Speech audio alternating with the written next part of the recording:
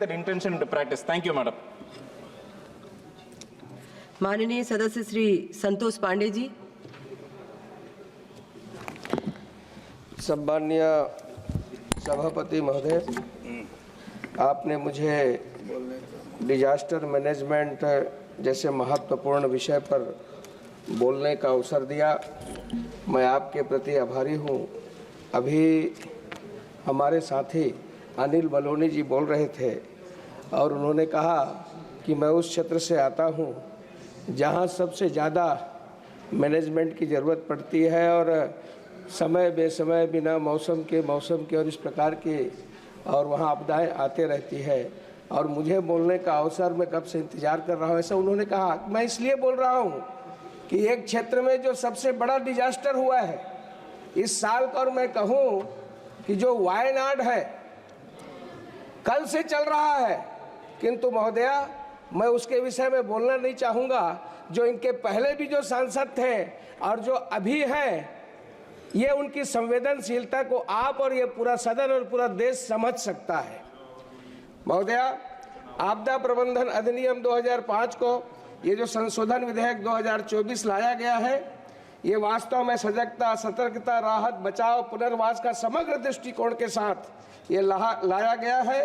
और इसमें मैं तो ये कहना चाहूँगा कि जिस प्रकार से जल संबंधी आपदाएं, भूवैज्ञानिक संबंधी आपदाएं जैसे ओलावृष्टि, बादल फटना, चक्रवात, गर्म पवने, शीतलहरें, भूस्खलन, भूकंप, ज्वालामुखी, मानव निर्मित आपदाएं, महोदय हम सब जानते हैं, जैविक आपदाएं, जिस प्रकार से इस देश में सबसे बड़ी आपदा आई जो हम चीनी बीमारी महामारी के रूप में और पूरी देश ने नहीं बल्कि पूरी दुनिया ने देखा।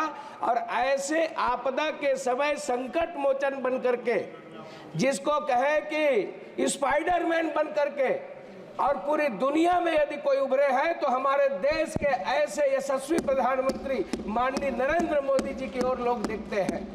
और आज केवल भारत में ही नहीं, जब रूस में और यूक्रेन की भी जब बात होती है तो कहते हैं कि इस डिजास्टर को भी जो कृत्रिम है उसको भी यदि किसी के ऊपर विश्वास है तो ये समाप्त कर सकते हैं, चाहे वो जैविक आपदा हो, औद्योगिक आपदा हो, परमाणु आपदा हो।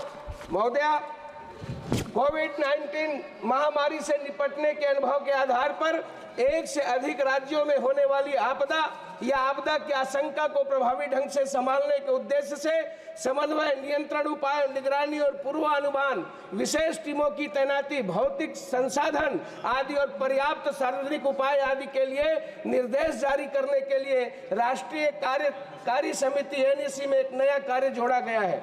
महोदय, मैं आपको बताना चाहूंगा कि ऐसे आपत्ति के समय, आपदा के समय यहाँ के लैब को, यहाँ के वैज्ञानिकों को सब प्रकार से प्रोत्साहन देने का काम यदि किसी ने किया, कोवैक्सीन और कोविशील्ड का निर्माण आपदा के समय किया पहली बार। ये तो विदेश की ओर देख रहे थे, विदेशी कंपनी की वकालत कर रहे थे। ऐसे समय में लोकल इज वोकल, आत्मनिर्भर भारत की बात और उसको उठाने का काम माननीय प्रधानमंत्री नरेंद्र मोदी जी ने किया। मिटा दे अपनी हस्ती को अगर कुछ मर्तबा चाहे कि दाना खाक में मिलकर गुले गुलजार होता है। ये माननीय प्रधानमंत्री जी की विशेषता है। और मैं केवल एक ये समाप्त करना चाहूंगा। महोदया, हम सब जानते हैं वायनाड के विषय में भी, किंतु समय से पहले वार्निंग देने का काम किया गया। मैं सुन रहा था किस प्रकार से केरल के लोग और यहाँ सामने वाले पक्ष के ऊपर और ये विपक्ष के लोग सब प्रकार से आलोचना कर रहे थे। महोदया, ये माननीय प्रधानमंत्री नरेंद्र मोदी और माननीय देश के गृह मंत्री अमित शाह जी ही हैं।